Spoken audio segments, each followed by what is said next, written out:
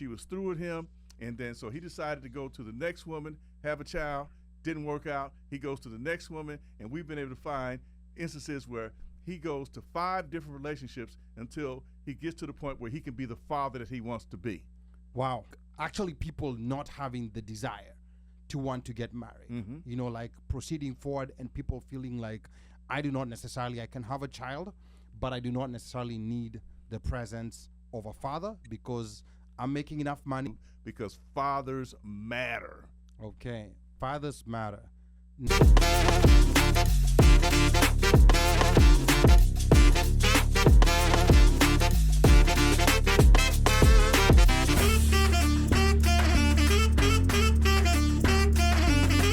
Now, to just get us warmed up, maybe just get started, Dr. Johnson, the theme of this year's conference is moving fearlessly forward. Now, with all issues happening in today's world regarding the cost of living, the breaking apart of the village that used to raise the children, and unprecedented social issues facing our children, how are fathers meant to move forward without fear? Dr. Johnson. The thing is that for some fathers, they got to be taught to approach it without fear. The one can't assume that all of us grow up in the same way, have the same traditions in terms of how we look at family, you know, how we've been influenced by our faith. And it becomes an educational mission, and I think that's a lot of what I do. I only do that not only with the fathers, but I also do that with the staff and the practitioners who work with fathers. Because if you look at the whole issue of fatherhood in America, you know, one of the issues, particularly as it relates to public policy, you have to think about that. Particularly when you talk about low-income individuals, fathers are actually written off or not identified within the initial family policy. You know, it goes back after the Civil War.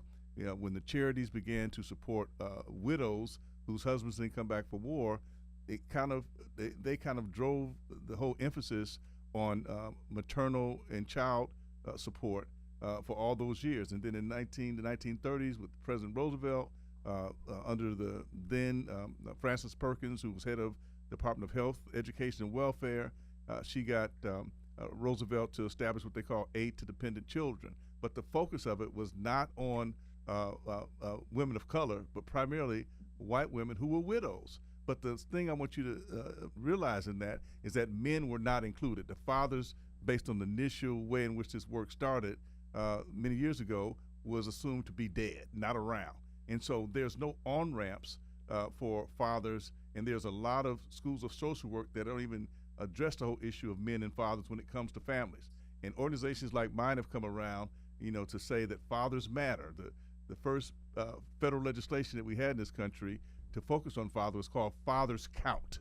You know, we count too. And it's not to suggest that fathers are any better than the mother. The reality is that the data says that fathers are as important as mothers, not more important, but as important to a child's self-esteem, their whole health development, their whole academic development as mothers. And fathers provide their care differently, but it's two parents working together. What we've witnessed over the last 30 years is a decline not only in marriage, but in the desire of a lot of parents to not marry. And so what you have, wow, okay, we've had a fourfold increase. 16 million families have started without a mother and father being married for a lot of different reasons. It's not a particular issue unless the family is poor, because then that requires some public support, and that it's been very hard over the years to really make fatherhood an issue as equal a focus as it is for mothers, particularly when they have the same basic background. They come from the same demographic environment. They both may have dropped out of school. They both have had challenges making connections to the labor market to get a job, but the on-ramp is there for the mothers, but it's not been there for the fathers, and that's what my organization does. We teach agencies, we teach individuals how to work with fathers too, because fathers matter. Okay, fathers matter. You talked about like actually people not having the desire to want to get married, you know, like proceeding forward, and people feeling like I can have a child, but I do not necessarily need the presence of a father because I'm making enough money, I'm doing okay. I don't need the presence of a father. So there's actual statistics that show black people are not getting married as much as other races? Well, listen, it's been long-standing since, only half of black people actually get married, half. And so that means that another half does not. It's interesting when you look back at the data, back in in 1950, for example, 80% of all black families were husband and wife families. 80%, right. And that came out of, and I want you to follow that and track that through slavery, because, we couldn't marry in slavery. And so the actual marriage rate of blacks from slavery up to the 1950s was more than any other group, because we couldn't marry during slavery. And so when slavery was over, we married, and we stayed married for a while. And then we had changes in our economy. That's one of the things that folks have not looked at as carefully as they should, because that influences the decisions about whether or not to marry or not. And particularly if you are what I call a dead broke dad and a dead broke mom, right? And so you're in a position where public assistance comes into play, and what happens is that it's been the practice that a lot of mothers and fathers who are poor collude, and then they say to themselves, while the father's trying to get his act together so he can get a job to be the provider he wants to be, that the mother and child go on public assistance. So even though he's there, he's not there. Documented, because there's a Center for Disease Control study done about 3 years ago, and what they found is that black fathers are more involved than any other father group in America. However, what you miss in that understanding is that a lot of black fathers are not recorded, because if their children are on public assistance, the way the system is set up is that the father can't be there, because if you make $1 more over the poverty line, your child can't go to Head Start. They can't get the medical support and all the things that are necessary, to grow up whole and to grow up and to be, for that child to be all that you want to be. And so these are some of the realities that are going on. But I think that part of it too is that, back in the 1950s, I grew up in Detroit. All right, for anybody listening who know Detroit, we know that it used to be called the Motor City capital of the world. Yep. So the way you made your way to middle class is by working in the factories, and that the factory was at its height during World War II, because many of our parents, even my parents and their parents, moved from the South to the North. I'm a first-generation Northerner, and they came to the North primarily to work in the factories. But after the war ended, the factory system began to go in decline. And so a lot of those jobs that influence marriage decisions, amongst families stopped. It just literally stopped. There was a report done in 1965 by the then Department of Labor Secretary. His name was Daniel Patrick Moynihan, and he wrote a document called The State of the Negro Family. And at that time, he predicted that if we didn't get it under control, the out of wedlock births amongst African American families, that instead of having two-parent households, they were going to be mother-led families. Back then in '65, it was 25%. Today, would you believe that 75% of all black children born in America are born outside of marriage? Let me break it down even further. 75% of black children are born outside of marriage. 55% of all Latino children are born out of marriage. 40% of all our children are born outside of marriage. And what happens, particularly when you're poor, is that even though the mothers and fathers start out with great intent, poverty brings on a lot of anxiety, a lot of stressors, and without having a legal union, what happens is that without the support to manage their conflict in a healthy way, fathers and mothers go in different directions. They go in different directions, and they, to some extent, drop that child, all right, and move on to another relationship. And then still that child that they bore together does not have the two parents that brought them into the world together. And it's interesting. They've even done studies where you have instances where fathers who really want to be fathers, but they have broken relationship with the mother, but they always wanted to be father, to that child. But the mother said she was through with him, and then so he decided to go to the next woman, have a child. Didn't work out. He goes to the next woman, and we've been able to find instances where he goes to 5 different relationships until he gets to the point where he can be the father that he wants to be. Wow. That was some very insightful stuff. I guess probably an approach of fatherhood that we had never ever thought of, and going all the way back to slavery, and bring it up to us to advise more on what on how fatherhood is, I guess I would call it a protected thing, so to speak, or it's something that we need to hold dear and teach folks how to be a father. As Omosha said, it's something funny that when you see how there are connotations that are usually peddled about fatherhood out there, especially fatherhood in the Black community.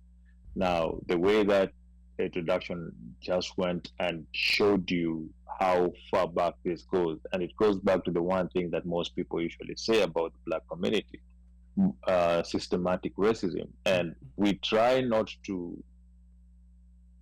tie it together with the issues that we have in the family unit in the Black community, but it's still the same thing. It stems from somewhere back, and it's usually known the family unit is the strongest unit that you can ever, the one strongest unit that you can ever start in a community. So I like that introduction, and I'm really here hoping to learn more and understand more about fatherhood, and especially fatherhood for us Black people. Uno Mike. Yes, sir. You've been sitting right next to Dr. Johnson, and you've been feeling the heat of the conversation he's had in the introduction. What did you pick up? So there's so many things that you pick up, like in terms of so it's given as a journey, slavery, the 50s and the 60s, and sometimes the myth usually is always that Black fathers are never available. They're absent. Yeah. Black fathers are absent. Yeah. That is usually the case. And on top of that, Black fathers are never willing to participate, or, they're always being taken to child support. Yeah. But recently, this needs to be a whole show on itself, because you find out that there are fathers, and you hear of stories of fathers who themselves want to participate but are never ever given the opportunity to want to. Yeah. Right? Or some people, some ladies just want to get, they want to get a baby. A baby. And then that story ends. But on top of that, there's also the issue of, okay, at some point I want to be the father, but am I really truly the father? That's another question. Oh wow, that's okay. That's opening a can of worms that we're going to talk about later. Am I truly the father? Am I truly the father? So should there be laws that should protect the fathers? Because if I'm not the father, okay, should I? But I know Dr. Johnson here is eating. But this is a whole show that needs to be on its own. Yeah, let me let Dr. Johnson react to that before we go to the other question, because that's a very sticky issue. It is. Let me just address it very specifically and say this: DNA. If a father believes that he's not the biological father of a child, he has an opportunity, if he does not marry, to go and get a DNA test to prove that. All right. Now, a lot of mothers, have boyfriends, are in multiple relationships, all right? And so they may get pregnant by someone that maybe they don't know which one of the fathers. But the man who was with her at the time, that is who she puts on the birth certificate. What happens when the DNA comes in to verify whether or not that father is actually the biological father, the data says that 25% of those fathers, are not the biological father. 25%. 1 in 4. 1 in 4. All right. And so that's still a high statistic, but it's not as high as people might think it would be. All right. But there are behaviors that go on amongst men and women that have to be reconciled, that have to be dealt with. What's absent is, what I learned from my parents, was through osmosis. I watched them, and when my father died when I was 12 years of age. I came from a family of 10 children, including 8 boys. Wow. And my father was the pastor of a church, and he used to get always teased about how many children he had. But let me tell you what his response was, and I think it was a crown jewel response. He would say to folks, I will have as many children as I can care for. That's the punch right there. Wow. Because unless you're thoughtful about having your children, and that's kind of where I come in, I want you to plan and think about your children. I can't stop you from having sex. I can't do anything. I can ask you to be careful about having children that you're not ready to care for. Because what happens is when you leave children abandoned and they get caught in the foster care system, they're more, they get involved in gangs. I've been doing this work for a long time, and so I've seen it in a lot of different dimensions. You have a lot of trauma that's going on. You have what they call the hole in the soul, not only in the boys, but also in the girls, because when people talk about fatherhood, they always assume that he needs to be there for the boys. He also needs to be there for the girls, because we got two different realities when we're talking to our girls that's different. One reality is different from the mom. For example, when moms talk about men, they talk about being from the standpoint of being pursued. Y'all hear that? Being pursued. When I talk to my daughter about men, I'm talking to her from the standpoint of a pursuer. That's a whole different conversation. Whole different perspective. And you want your daughters and your sons to be well-rounded, to understand the dynamics of what it takes to have a healthy relationship. And we got to start early. We got to start in our elementary schools, and we have to have one of the things that's going to be talked about at the conference on the free day. The first day of the conference on June the 4th is free. And so everybody in your listening audience, if you show up at the Hilton, you're going to get in, and you're going to have a lot of knowledge being given. The first general session is on forgiveness. Now, I want you to think about the importance of forgiveness in terms of the healing of some relationships. Because when you're poor and you're struggling, you're really at each other all the time, and you do things on both sides that neither one wants to claim that they did intentionally. But in order to get to the point where you need to, you really have to understand the whole concept of forgiveness. If you've been a church person or a person of faith, you understand what forgiveness is, and in your journey to forgiveness is much easier with that foundation of faith than it is for somebody who's not to have a faith tradition. So it's important to understand that. And so the person who's going to be talking about is a professor at Morgan State University right there in Baltimore, and he's written books on forgiveness. His name is Darrell Green. And then we're going to have a workshop on the impact of father absence. And I'm going to be doing that workshop. And I'm going to focus in on an absent father case of a popular celebrity. And this celebrity has been successful, has been so successful, this celebrity has won 18 Grammys. Wow. 18 Grammys. But he has actually had a hole in his soul up until about a year or so ago when he finally got to meet his biological father. And it's going to be powerful because what you're going to see is the dynamics of trauma, how it affects folks. He even says that he's been so broken, he doesn't even know when he's well. Wow. Because of the trauma associated with not knowing who his father is, right? So we're going to talk about that. We're going to talk about rites of passage, why rites of passage is so important in terms of developing the next generation of men, developing our boys. We have to be very intentional about that, and that we got to be intentional because the things that I'm talking about that relate to manhood, he's not going to get from the YMCA. He's not going to get from the Boys Club. He's going to learn some things at the Boy Scouts. But when you talk about being a community man, a productive citizen, that has to come from people like you and I. And it has to be very intentional on our part to volunteer our time to educate the next generation of boys. Muhammad Ali once said that service is the rent we pay for being here on earth. And so that's how I look at it. Working with our young people, helping them, and I'm paying rent. When I'm working with young people, I'm paying rent, for my time here on earth. So we're going to be talking about that. We're going to talk about the importance of father in the early development of children. We care differently, not better, but differently. When my children were born, I was the one of the parent who would throw my children up in the air and catch them. All right? You know what I mean? Right? All right. While the mother watches in horror. Right. Yeah. Let me tell you. They always watch in horror. Let me tell you what happened. They always watch in horror. But I'm talking about care. So let me tell you a thing that happened. So I had a tree in my front yard, and my oldest son is 5 years older than his sister. And so he used to climb the tree in front of the house, and he used to use I can do something that you can't do. And my daughter used to ask me, Daddy, when I'm going to climb the tree? I said, baby, you're too young right now, but when your time comes, Daddy's going to let you do it. So it came that time.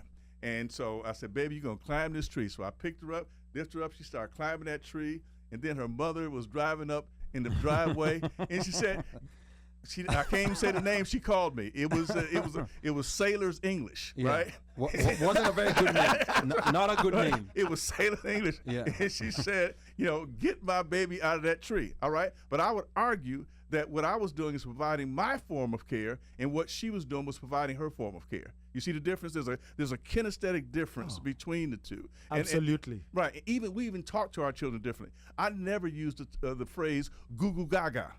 I used to say, "Do you want to go outside? Do you want to go to the store?" Yeah. All right. And scientists have found that fathers contribute to the whole language development more so than mothers do in the earlier stages. The power is the two. Why is the power the two? Because when you got both mom and fathers there, you got 4 arms, you got 4 legs, you got 4 ears, you got 2 sets of vocabularies, you got 2 sets of families, and so 2 for the price of 1. 2 for the price of 1. Okay. All right, and so that's the value of it. But a lot of us are challenged when it comes to those relationships because we've not been taught how to do it. Because think about it: if you've grown up in a situation where, in 75% of the cases of black children, the mother and father were not married. So you grew up like that way, you think, oh, that's okay. That's normal. Yeah. That's normal, all right? And the thing that you can't see when you're young is that everything is cool until somebody gets mad, right? Mm-hmm. And then you start going opposite ways because since you're not legal, you have no legal basis. There's no tie. There's no tie. And so let me tell you the difference between divorce. Because, see, when you divorce, you at least go before the judge. And the judge has to determine what's going to happen to the care of that child from birth to the time they're 18. The court decides that. They're going to make you come up with what they call a co-parenting plan in terms of how you plan to care for that child 24/7 when you're married. But when you're not married, you don't have that on-ramp. You don't have that basis. So it has to be taught by somebody else. I teach people how to do that. I teach them how to come up with a healthy co-parenting relationship, even though they're not married, so that particularly if they decide not to marry, all right? Because the thing is that a lot of them don't know what they want to do. All right, but they can be co-parents, and that they have to be taught how to do that. And the hardest thing to do is teaching somebody to co-parent with a person when a relationship is dissolved, and having them work out a relationship that's different than having a romantic relationship. All right. Now, interesting here, there was a question that was coming from Washeke, another one coming from Mudiba. Let me read Washeke's first because it has to do with co-parenting. Yes. What can we do to promote healthy co-parenting where the black father is very much appreciated and respected? Well, first of all, you got to work with the mother, because his respect for who he is as a man and a father comes from the mother, and vice versa.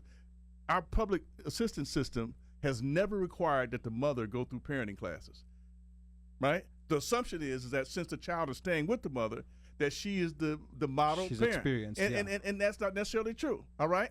I can tell you when we started working with fathers very directly, the first thing we had to do is teach him how to be a responsible father, right? We had to take him through parenting classes. Mm-hmm. And until you get equity, because you've heard the expression being unequally yoked. And so if you train the father if you educate the father to be the best father he can be, and you're not educating the mother to be the same, they're unequally yoked. So, for example, there have been some studies that show that when you work with the father and get him prepared to be the best parent he could be, and you don't work with her, and they're not married, she's concerned that you're preparing him to be better than her and maybe even take the child away from her, when that's not the intent at all. The intent is to put them in a situation where they understand what it means to be in a healthy relationship. And these programs are like space capsules. What I mean by that, they simulate the conditions through the various sessions and topics that they go through of what they would be doing in their real life life experience as a parent. And you can process that with other folks who are going through the same situation.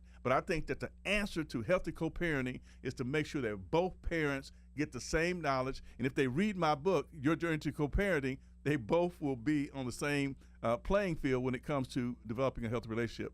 All right, so you already know Your Journey to Co-Parenting. That's a book that you need to buy if you're in a co-parenting situation or if you want to learn about co-parenting. I know Mike had a question. No, not a question, but a comment. But I'll say this. I think, and I've always said this, Dr. J, you can support, mm-hmm. you can elevate, or you can deconstruct. Mm-hmm. But I've always believed that no matter the tension or the struggle or the rife or whatever goes on between a mother and father with a child, one, the person that gets hurt the most is a child.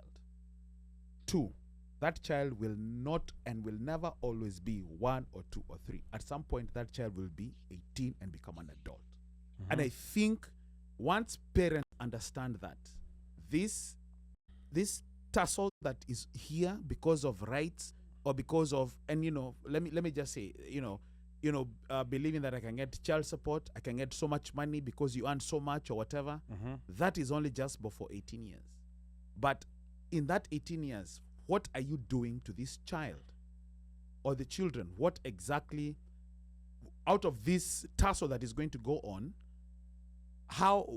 what type of adult are you going to bring forth? What is going? Is this a person or a child or an individual when they become an adult? Who is that person going to be? Is it somebody who is going to be bitter, vindictive, vengeful? I mean, a loving person, a hating person? We just don't know. But the fact that parents at some point never understand, and I speak this coming from a single mother, and in Kenya, where being a single mother at my age was a problem. In Kenya, it was a bad thing to be a single mother at her age, and we're talking about the early 80s when they divorced. Yeah. But that always holds true, where when you don't support, when parents are fighting over the child, then that becomes a problem for the child. Let me say this. Yes. There are different types of co-parenting relationships. They have what they call parallel co-parenting, and this is a co-parenting where even though both parents are involved in the child's life, may not be living together, they don't communicate on how they're going to jointly care for the child. So it's literally a father coming over, the child is mine now, I'll see you later, come back on, Tuesday, they bring the child back on Tuesday without any consultation with the mother about what happened when they were away. Yeah. So that's what you call parallel co-parenting. 50% of all co-parenting relationships are parallel co-parenting. Another 25% is what they call conflict co-parenting. And conflict co-parenting is exactly what you talked about. It's when the parents argue in front of the children, and the children, have because what happens is your children grow up insecure, all right, and they're temperamental because here are two parents that they love, but they're arguing all the time. And the child, when they go to school or they get around others, they withdraw because they're still trying to process, one, whether or not they're causing it or what's causing their parents to actually go through this. Do you know that I never saw my mother and father argue, ever? That is so profound, and that is so amazing that you mentioned that, because I came to learn that, and this is a very simple lesson that I think we should have been taught a very long time ago, that your children are more likely follow what you do exactly than what you say. Right. Yeah. Right. It's that scripture, teach a child in a way that they should go, and they will not depart from it. And it's not like your parents never argued. They never argued. They did, but they just never did it in front of you. Exactly. Yeah. You see, so what I'm saying. So what am I saying to you, listening audience? You can argue, but just don't do it in front of your kids. All right? Because the research says that is the most destructive type of co-parenting. It is. And then the gold standard, and this is what we're trying to get to, is what they call collaborative co-parenting. All right? Where parents work together, they communicate on a regular basis. There's low level of conflict, and here's what they also do. This is powerful. It goes back to your point, because and you can measure this. You can measure improved communication. You can measure lower levels of conflict, but you can also measure the fact that the parents have agreed not to act a fool in front of their children. Wow, it's very interesting, like what you're talking about, because we are also coming from an African perspective. Yes. And the one thing that I want to say that I've noticed, and people can agree or disagree, there was a time when there was this tendency to try to pick out the faults with our parents' generation. In our parents' generation, yes, there were divorces, but they worked so hard to stay together. Today, divorce has become normalized. They worked so hard to stay together, so there's this habit to try and pick and choose that, like my dad didn't do this or my mom didn't do this. But they really worked hard. Like, for example, like you said, your parents, for example, you never heard them ever, like argue with each other. Never. But then there's not that acknowledgement that sometimes I feel on how hard the parents worked. So we're now in a very individualized world where it's all about me, me, me, and I. The father is me and I. The mother is me and I.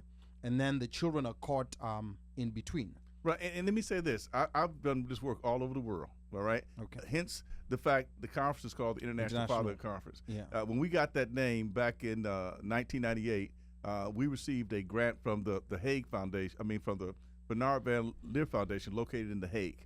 And they were concerned with early childhood development and the importance of fathers and their role in the early development of children. And so they asked us to open it up to folks from around the world that they were providing grants to so they could come to the conference and learn the stuff that they're going to be learning next week at our conference. And so for the first 5 years, but the thing I had to do, though, I had to put international on the name of the conference in order for them to send representatives from 25 different countries, to the conference for the first 5 years. And then I've done work on fatherhood in Great Britain, in South Africa. I also worked on a project where we looked at the evolution of black manhood in countries where black men were black families were part of the transatlantic slave trade. So I've looked at issues of fatherhood in the Caribbean. I've looked at fatherhood in the context of West Africa, and looked at fatherhood in the context of men of African descent who were in other countries, but were still faced with what you said earlier, or someone said earlier, about racism and the effect it has had on families. Because a lot of our interactions, even today, are shaped by our responses to racism, and whether or not it's us or racism. You know what I mean? And some of the conflicts relate to that. And I think that part of what we have in our curriculum, I wrote a curriculum on fatherhood, and one of the very important sessions that we have in the curriculum is a topic called coping with discrimination. But the whole idea of it is to give our black brothers a sense of psychological empowerment. In other words, my father used to say, because he never used profanity, and I don't either, and he said, "Sticks and stones may break my bones, but words will never hurt me." But he used that as a way to rise above, the sting and the hurt of racism. What I tell folks a lot of time, particularly in America and a lot of Western culture countries, is that, look, I love being a black man, but sometimes it's just daggone inconvenient. All right, and remember now, you've gone to the western parts of Africa, you've gone to the Caribbean, you've gone to South Africa, now you need to come to Kenya. I've been to Kenya. Okay. I've been to Kenya. I've actually spent some time with the Maasai and spent a lot of time there. And so I'm very familiar, with that. And so this is the work I do. You know what I mean? I didn't always know what my purpose was, but this is my purpose. And so this is your purpose, right? And it's not monolithic. You know what I mean? It is diasporic, and I really do concern myself with issues facing men of African descent around the world. All right, now go ahead. No, go ahead. Read the comments. Because those comments are there's very many comments. Mwakisha says, "True, I have never seen my parents argue." So that's very good, and that's quite a privilege, because there are people who've grown up seeing their parents argue, and that does affect you. And then Udi had earlier asked a question. I like your advice, and maybe you can advise us on how to raise our daughters. I'll also the next question also D asks is, I think my question was answered by Washeka's question, and it's a good point Dr. J has raised. Co-parenting is key.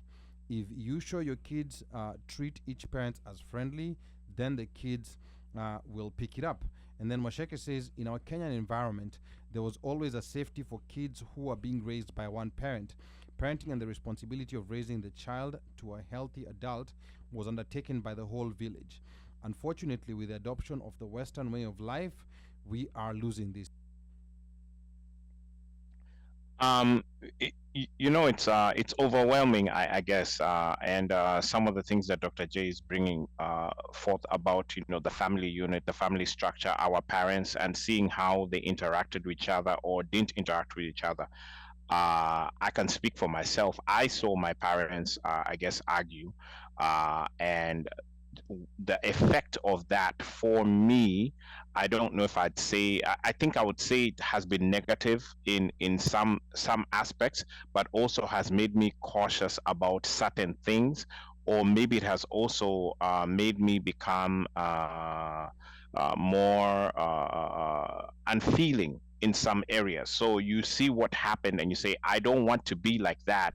Or if I ever get to be that way, then it's very key for parents to really watch how they interact, behave around the kids, because again, later on it becomes either a traumatic event or for the kids, or it affects how they also interact with other folks and within their relationships as well. So just like Udi said, show us how to, or can you give us examples or things or direction on how to raise the girl child, and that becomes a whole other conversation, I think. But when it comes back to sons and looking and seeing how your father interacts with your mother, interacts with other folks, and then in turn interacts with you, that also determines how you then learn how to interact within your space and how your relationships pan out.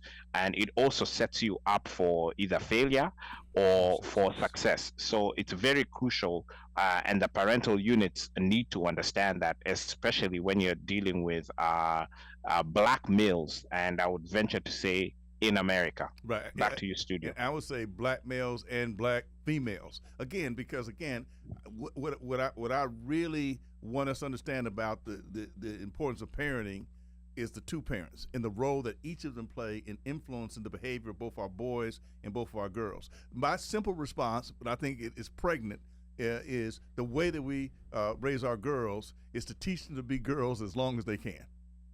I want you to think about what I'm saying. In other words, don't grow up too quick, honey. All right? Don't grow up too quick. Let me tell you how I did that in my household. All right? When my daughter was 11, 12 years old, she started getting the phone calls. All right? From boys, the cute guys. Yeah. Right? And so when they would call, I would answer the phone. Right? It was definitely the landlines, like there That's wasn't cell phones back then. Right. It's hard to do that now, but you have some control, particularly when your children are a certain age, of who they're listening to and talk to on their cell phones. But the upshot of it is that I was looking for the magic response when I say, well, she said, well, this is John, I want to talk to Jasmine, and I would say, what do you want with Jasmine? Oh, just to talk. Phone got hung up. That's pregnancy prevention, right? Because I did that. I blocked, and I allowed her to grow up as a girl, all right, as long as she could. She learned how to be a woman by being the best girl she could be, because she always knew that daddy was present. So that's the other thing I would say. Teach her how to be a girl as long as she can, right? And I want you to think about what a girl is different from what a woman is with a child, a girl. You follow that? And then be present. You got to be present. I've traveled around. I'm a 1,400,000 mile flyer, right? So I've been out there, right? I never missed a flute recital. I never missed a debate. I don't care where I was always there. All right, because when you're present, you could answer questions. Because they have questions, and some of the questions Mom could answer, in the way in which a mother would do it. But the father has some answers too. But you can't do any of that unless you're present. Now, I've had different pieces of advice. Yes. Like when it comes to that issue, especially when those phone calls start coming in. Of course, today you're dealing with kids with cell phones. Right. I have my own reservations towards that. Right. But you have a lot of kids out there with cell phones. So I've had different pieces of advice of, don't protect them too much. You have to let them, figure things out by themselves out there. And then, because if you block them too much, the day when you let them go, when they go to college, then they will go wild. Well, I don't know. It varies. It's a case by case thing to me, because I would say that you should have the type of relationship with your children, and you should know who their friends are, and have some idea of who they're talking to. A lot of parents, are oblivious to that. All right, there is a value to being around your children and monitoring them for a certain period of time before they launch, right? Before they launch. But you have to, but the only way you can be mindful of that and to be on top of that is to know who their friends are the things that interest them, and that comes from spending time with them. Oh, okay. Spending time. Yeah. Presents matter. I'm not talking about presents, gifts. I'm talking about your physical presence matters. Yeah. There's a friend of mine. She wrote a book. Papa Was a Rolling Stone, A Daughter's Journey to Forgiveness. And she asked me to write the foreword on the book. Her name is Robin Wright King. You can get that book off of Amazon. But she asked me to read it, and I read it, and I read the book, and it was a love story.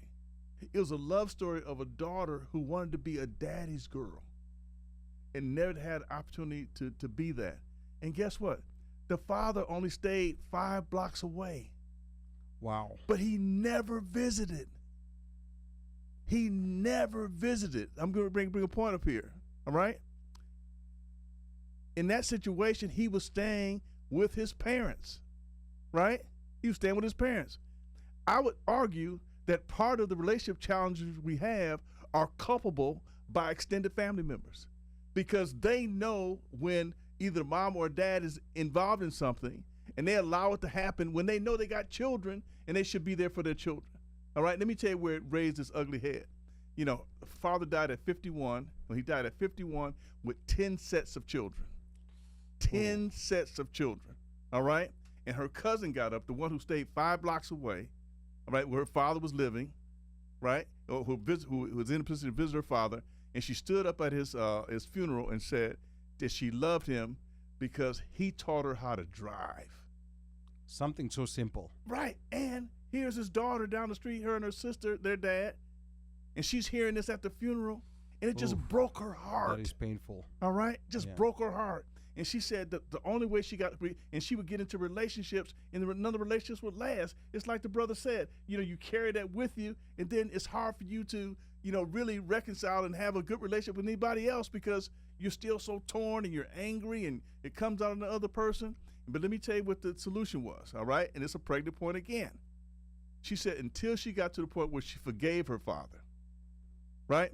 Because, I'm a Christian, right? And so the Bible says, honor your mother and father. They didn't say honor your mother and father if they're, good. Yeah. All right? It says, why is that so important in the long haul? Unconditional. That's right. Let me tell you why that's so important. Because when it's unresolved, and a person's identity is affected, right? And so even if your father and mother are not good, you still should honor them, because if you don't, you're going to carry that baggage of your hate and your anger for your parents that God didn't bring you on earth to experience. Wow. You're tuned into the One Mic Show. We have Dr. Jeffrey Johnson live in studio. There's an upcoming conference that he's hosting next week in Silver Spring, Maryland, International Fatherhood Conference. You can find the details at NPCL, fathersandfamilies.org. That's NPCL, fathersandfamilies.org. So quite profound information that we're getting here. Now, Dr. Johnson, on the first day, again, there's of course the free part. The free part, so you come to the free part, and there's also going to be a recognition of fathers in our opening ceremony. Yes. And we're gonna recognize 13 fathers who've been nominated by agencies who work with fathers, as we're gonna celebrate them as what we call favorite fathers of 2024. Okay. And these are fathers who are just doing the things that a responsible father should do, and we lift them up. It's interesting. I think that the way that we're wired as men, we're more givers than receivers. Matter of fact, we even get embarrassed sometimes when we don't even expect. Exactly. Yeah. You know what I mean? And so, but it's a good idea, particularly with Father's Day being around the corner, to honor our fathers and lift them up and let them know how important they are to families. Fathers matter. So that's how we start the conference, because we want everybody who comes to know why we're there. Now, you talked about the name that you give to these fathers are role model fathers. Right. So, how do I know that I'm a role model father, or how do I know that I'm not a role model father? I'm glad you said that, because responsible father could be seen and heard. You can see it. It's a set of actions, right? He's present, all right? He's there to support. He does things with the child, all right? He reads with her. They play games together. They watch television together. They go to the park together, right? And then because he's engaged, all right? So one is that, here's what the research says. In order to be a responsible father, three things have to happen to define it. One, you have to have access, right? Because if you don't have access, right, you can't be dad. Yeah. All right. So that's number one, and that's a determination of how often you spend time with the child, how close do you live to your child, and how frequently you see your child. Access important. Presence matters. Once you're present, you can engage. All right. And what does engagement mean? It means the things that you do when you're with your child. All right. It's not like a general, say, father involvement. Engagement means that you do some very specific things. You help them with homework. You read to them. You sing to them. You watch television with them. You go to places with them. These are these things that you can measure.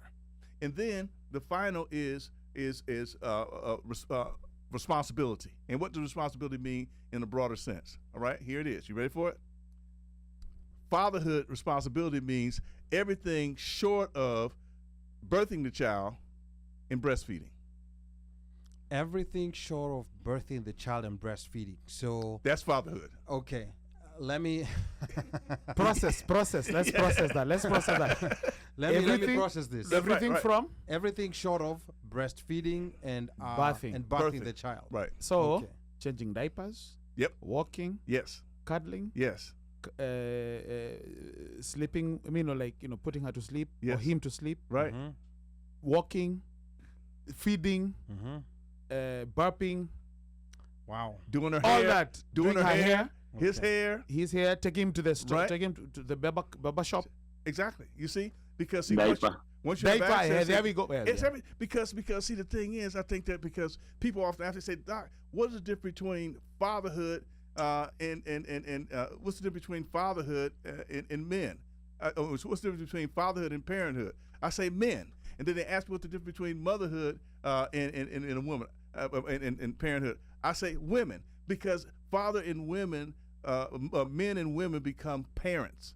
They become parents. And then when you look at the whole idea of parenting, what is parenting? Because a parenting is also a set of actions. It's things that you do, and it's also things that you are capable of doing. You're not capable of having a child as a man. Mm-hmm. All right, but here it is. You ready for it? Here's the crown jewel point. She can't get pregnant without you either. Okay, all right. So it's a two. No. Listen to his last comment. Listen. Yeah. She cannot get pregnant without you. So she needs your seed. So we need a generation of pro-choice men or pro-choice fathers. In other words, we can decide who that mother is going to be instead of thinking of ourselves as so vulnerable when it comes to being around a nice-looking woman that you can't help yourself. To support his point, to support his point, Dr. Johnson, I have an uncle. My uncle tells me that, and I think Mika is going to chime in and say something, that ultimately, the man has the responsibility of choosing his mate. No matter how you look at it, no matter how you dissect it, no matter what it is, it's the man who pursues. Right. It's the man who throws the first poyo, and poyo is the first words, whatever it is. It's the man who says, I'll take you out to date, I'll take you out for dinner. What would you like? It's the man who's buying flour. It's the man who does that. It's the man who tells his mom, this is the girl that I found. It doesn't matter if she's throwing red flags. Right. The family says this woman has got red flags. Listen. And I have Ebola. Ebola. That's South Africa. Yes. So in Kenya we call it mahari.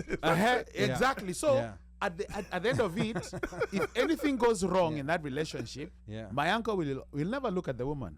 He'll look at the guy, at the man, and say, let us troubleshoot and let us do a forensic audit of your steps in this relationship. And he will pinpoint, you saw this red flag, you ignored. You saw this red flag, you ignored. So the responsibility is yours to have audited this relationship. That's right. Because, right or wrong? You're right. Because, thank you. Look, because I understand the Egyptian mystery system, so I know about the Horus and Isis and Akhenaten. I know, so I've seen a virgin birth in the Egyptian mysteries. I've seen that, right? I've also seen it in the Bible. The immaculate birth, right? Other than those two things, some folks might say, what about Greek mythology? You have the Greek mythology that have the virgin births too. Other than that, it's going to be a man and a woman. And here's the thing. A woman cannot have a child without a man, period. Even if she goes down to the clinic and gets some of what he left down there, it's still coming from a man. It's coming from a man, yeah. Right? And so that it underscores your point, because it puts you in a position of saying that, if I behave properly and if I do the things I'm supposed to do, then it stands to reason that it's going to happen, with the woman. All right? And I do think that we have to, raise the bar of expectations to understand what manhood means for us, as men of African descent around the world. All right? Because I think that what's happening, and when I go across, the different countries around the world, what I see happening is some of the same things that are happening here, and then up to and including grandparents raising their children. Grandparents. I have a sister who is a fourth-generation grandmother, all right? And she has had to become the legal guardian for her grandchild and then the daughter of her grandchild. Wow. Okay. Right? And great-grandchild. And she's doing that today in her golden years. And she's not in the winter of her life, but she's certainly in the fall of her life. She may even say that she's in the Indian summer of her life. But the point is, right, she's doing that when she's supposed to be enjoying, kind of retirement in the peaceful time of being older. But see, grandparents, I don't care where you go, around the world, what you're seeing when we don't teach our young people how to be responsible parents, right? Responsible parents, and that's a modeling, right? What ends up happening is that the grandparents end up having to raise those children. It's interesting. Do you know, in terms of my book, Your Journey to Co-Parenting, the biggest consumers of that book have been grandparents. And so you might say, well, why does grandparents want your book, Your Journey to Co-Parenting? Because if their daughter or their son is in a relationship and they're not seeing their grandkids, they can't be grandparents. Wow. Okay. All right. Now, here now is another. No, we need a whole show for this. We need a whole show for this, yes. But We here's need a whole another twist. Here's another twist as we get close to wrapping up, because the temperature here is rising, and I don't know, this place might blow up. Now, I personally have my own personal view on interfaith activities coming from a minority faith. Yes. But we're going to talk about that later. But you tell us, in this world of multiple faiths, including people that have almost lost faith in God, there are people who are almost openly saying that they're atheists, they no longer believe in God. Right. What does an interfaith approach in talking about fatherhood look to achieve with a group of people who... First of all, what we hope to show is that religion is not dead. All right? It could be if you want it to be, but it doesn't have to be. All right? And just because it's not a popular thing, say for folks who've been not in the faith tradition, it does not mean that it's not important. And what we have to do is have conferences like this that stand on a set of principles. All right? And the principles are, working together, and a concept that's true in all faith traditions, and that is to show love towards one another. That's so important. The work I do, in terms of my faith tradition, I'm loving my neighbor. Right? And so it's important for us to come together and show that we can work together, because there are, and we come at it in different ways through our faith expressions, but at the end of the day, it's all about, our humanity, and it's all about how important it is to love one another, to make the world a better place. And a lot of young people have not got that, because their parents have stopped because of some of the single parent issues, right? Because again, it's interesting, even in my church, I want you to go back to some statistics I shared earlier. 75% of African American children are born outside of marriage, right? Now I want you to transplant that to the various situations and institutions that they go to in their community. When they go to school, guess what? 75% of the children come from black children are coming from families where single parents, all right? Yeah. When they go to church, right? The same thing. At my church, we have a marriage ministry, right? But the marriage ministry is only serving what? 25%. 25%. Where's the parent ministry? right? And that and if you want to call from your faith tradition to say that single parent is sick and they need help, well, that's why they came in the first place. And and when they come and that's not offered, right? They may come, but they may not bring their children. And so I think that some of our traditions really get in the way. Because I would argue, from a spiritual standpoint, what is the mission field? All right, and the mission field is today's realities. Dealing with today's realities and really catching up, but at the same time holding on to those things that really made it possible for us adults to be who we are and to show our young people that that's a way to go too. They have choices. It's all about choices. All right, but you got to bring them in those settings. You got to make sure that you respect their parents. There's a quote that I always use. If you value children, you got to cherish their parents. If you value children, you got to cherish their parents. Very important. Now, to me, the interesting thing that I get, because I come from a minority faith, and in Islam, there's a lot of specifics. Yes. Like in as far as like there's no room for guesswork. Okay. Yeah, there's a lot of specifics on so many things, like on the role of a father. Yes. Like on the role of a mother. Like, and just on the household. So today I was going for my Friday prayers. Coincidence that the imam, the one who was giving the sermon today, was talking about being a parent, and was talking about married life.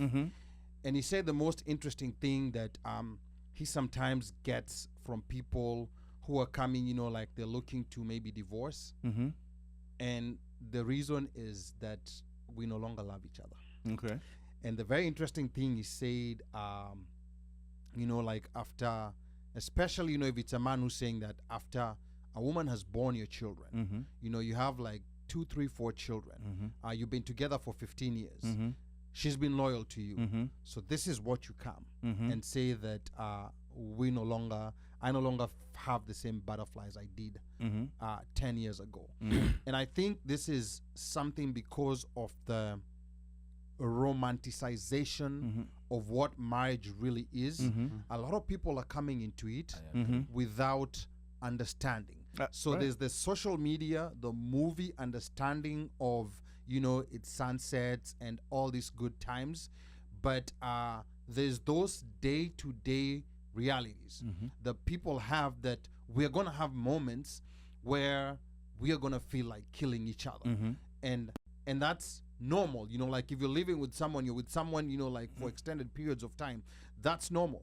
I kind of feel like with a ramp that has been made very easy for divorce and the normalization of it, any minor disturbance, like you came late 2, 3 nights in a row, any minor disturbance that's not earth-shattering, right? People are already talking about divorce. And the other thing that I like about, like for me personally, my faith culture is that there's what you feel, and what you feel could be wrong and it could be right. It's not always right.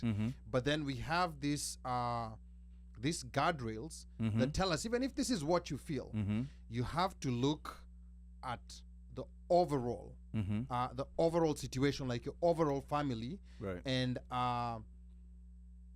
like are you going to look at what your personal feelings are going to be and neglect the overall well-being of this whole setup that you've had for the last 15 years. So it's a very interesting perspective that we normally get from our faith, that we can have our personal feelings, but we always have somewhere to go back to that tells us, okay, this is how you feel right now, but go take a break and then come back. Well, let's see, I will say this. It's just, in my faith, it's the same, right? But you have to do study, right? And you have to put yourself in a situation outside of what I might call a pastor, you might call it a imam, right, or minister, is that, you have to translate the monologue into a dialogue, all right, because you got to talk to other guys who are in a similar situation and hold up the values and the standards that that your leader, your faith leader, discussed, right? Because to me, where it gets lost is that you'll go to and you'll hear the sermon, right? And then you carry that for a week by yourself, and you haven't got with other guys to get their thoughts about it, who may be struggling with some of the same things, because we learn from one another. Yeah. All right. For example, at my church, I've been president of our men's ministry for 18 years. All right. So we talk as men. All right. We talk about the Bible. We also talk about things that are going on in our daily lives. Right. And I can truly say we're brothers. And I've been very intentional about that in trying to make us brothers, and to share brotherly love with one another, and to be open to critique and understanding about certain things. All right, because in my faith tradition, iron sharpens iron, right? Yes. And so you have to put yourself in that, but that's a dialogue. It's not a monologue. You hear me? It's not a monologue. It's a dialogue, and sometimes. When I sit back at a sermon, I just wish we could stay over for a long period of time and say, let me tell you my thought on that.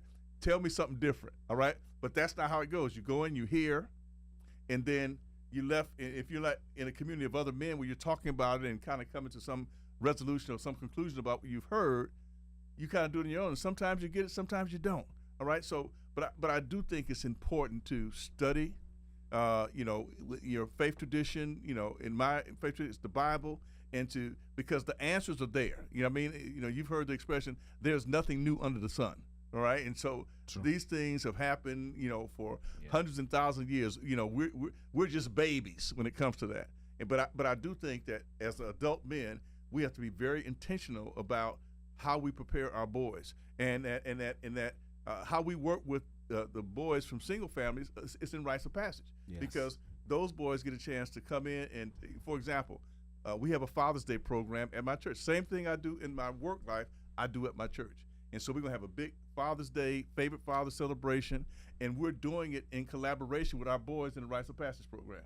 So they can understand and see a role model father and to be a part of the planning process. And so they're asking questions, right? Now, for example, one of the boys, I went and did a session on fatherhood, and someone asked him, a newspaper reporter asked him, what did you learn about fatherhood sitting in those sessions? He said, I learned what my father should be doing and what I should be doing as a father. All right. Oh, wow. And this kid was 8 years old, right? Wow. And so we got to expose them to those 100%. Things. 100%. But we got to be intentional about it. You can't leave the chance. They're not going to get it from the YMCA. Nope. They're not going to get it from the boys club. Are you ready for this? They may not get it from church either, or from the mosque. You follow me? And so if we're not doing these things, the home is the first place. That's right. It's the first place. But since home's not equal, you got to extend yourself. Yeah. Right. You got to extend yourself. To those boys who may not have a father figure in that home. All right, because they should know. It's like you've heard the expression. You know it. It takes a village to raise a child, but also takes a village to support parents. Yes, that's true, especially for kids who do not have their father there, not by their choice. Maybe the dad passed away. Exactly. Yeah. Exactly. And again, I think that this is a discussion that we could have for 4, 5, 6 hours. No, you're coming back. There's so many ways to come at this. But the important thing is to understand is fathers matter, presence matter, and having healthy relationships between mother and father. Because see, co-parenting also happens in a marriage. Let me define it for you. Co-parenting is the equal division of duties and responsibilities when it comes to the care of your child. Whether or not in a marriage, outside of marriage, you still have to do it, right? That's what it is. And it's important to do that as allies. So I'm using a war term, right? Allies in the trenches, all right? And to come over some of our selfishness when it comes to thinking about those things. Yeah. And if the relationship does not work out, having the ability to say that they wish that mother success and well wherever she goes, and she does the same to him for the father, because that is the father of her child and she is the mother of that child, no matter what. But you have to be taught that. Yeah, because there's kids. Some kids are very smart. They sometimes know how to play parents. If they know I cannot get this from mom, I will go to dad and I'm going to get it. But so there has to be that communication. That's co-parenting. And that collaboration, that if I've said no, let's let it be no. Like it cannot be, oh, dad said yes and you said no. Right. And, but again, I think that, just because we're not required to go to parenting school, it don't mean we shouldn't go.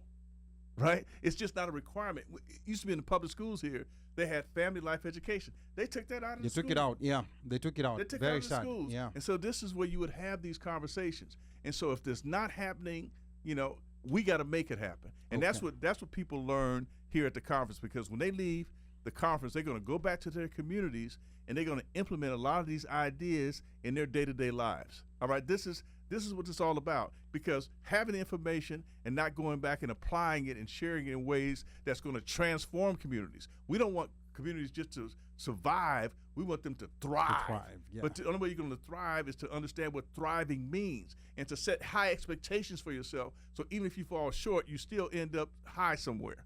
And so it's just so important to understand that and to let parents know that we're not going to cast aspersions on them as parents. We're going to love them, and we're going to be there to support them to be the best parents they could be under their circumstances. And we're going to help their children be all that God has intended them to be, to reach their highest human potential. Amazing. Now, before we let you go, for those who are not in the DMV area but want to benefit from your organization, how can they get access to the content, for example, that's going to be in the conference? Right. And just for the services that they can go to our website. Offers. Our website is www.npclfathersandfamilies.org. www.npclfathersandfamilies.org. Our phone number is 202-600-7817, 202-600-7817. And we will make sure that if the call is made, that they will get a response, and that they can find out all that we're doing on our webpage. Okay, and website. Is this both fathers and mothers? Both fathers and mothers, because again, it's interesting, because I'm pro-father, it does not mean I'm anti-mother. If I was a pro-mother, it didn't mean I was anti-father. We have to understand the importance of not picking and choosing which parent is the best.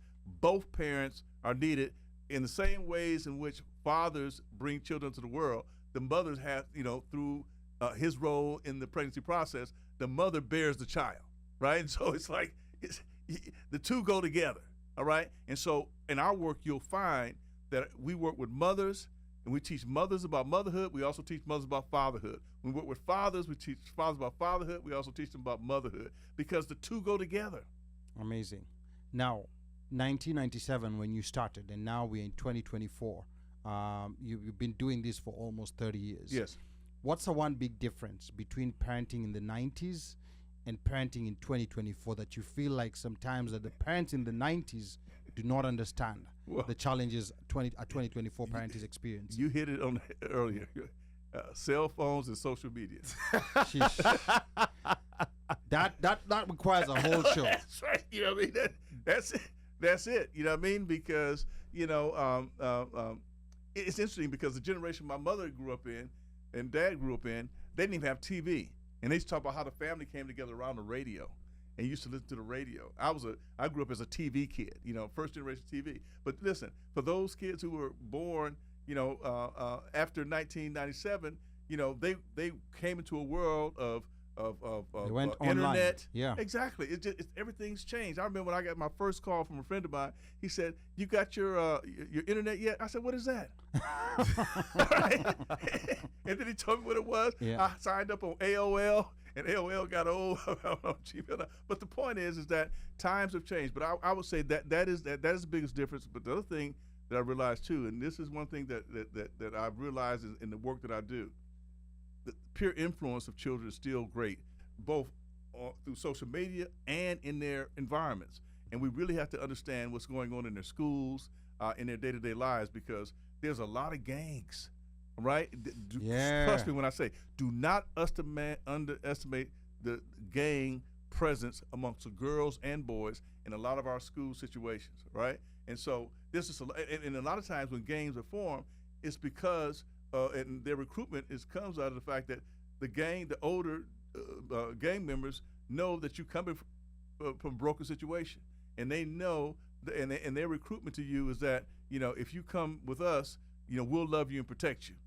But you also got to do some things that may cause you to be incarcerated or may cause you to get killed as just a way of being a part of the gang. And so we can't forget that. So there are a number of things there.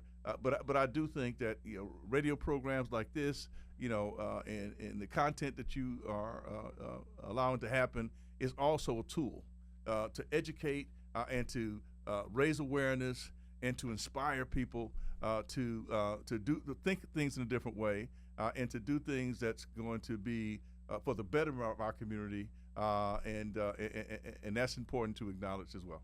All right, that's Dr. Johnson, Dr. Jeffrey Johnson, CEO of NPCL. We're going to take, like a quick short break, just like a minute, don't go away. As we see Dr. Johnson now, he's very busy organizing, like the conference coming up next week.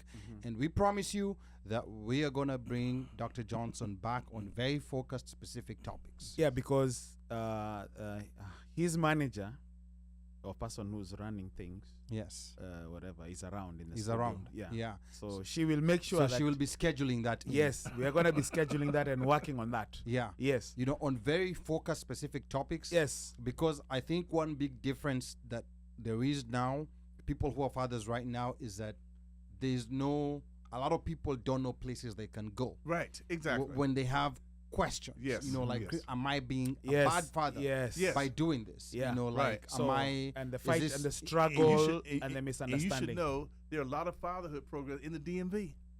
Very interesting. They're all around. I mean, they're all around. Some of them supported the local government, some funded through private foundations, some of them funded through federal grants, and they're all around the DMV. I do this work all over the country. There are thousands of fatherhood programs across the country, but we're unorganized. One of the things we'll be talking about at our conference for the very first time is the whole idea of fathers, workers, and family life workers coming together in a more organized fashion to really share ideas and thoughts with one another, but also to advocate, for things. Because right now we're just not organized. And I'm going to set that membership service up as part of my organization. The other thing we're going to do to make sure that the people like me who are probably nearing the age of retirement and will be doing something else, I'll probably be doing this until, I go to the other side, is that we're setting up the very first historical National Responsible for Fatherhood Mentoring Academy. And what we're doing is linking veteran fatherhood people like myself with people coming into the work and to put them on the track of doing the work for 34 years like I've been on for 34 years. But you got to be very intentional about that. You can't leave that stuff to chance. And I just so happen to have the posture in the fatherhood community to be able to rally folks and bring them together from the White House, from Congress, from neighborhoods, grassroots neighborhoods, come together under one umbrella like the conference and to talk about these things. And we're going to be doing it at this conference as well. But the Mentoring Academy, and what we're calling it is practitioners for fathers and families. We are a group of professionals organized to foster and positive father engagement and also healthy relationships in families.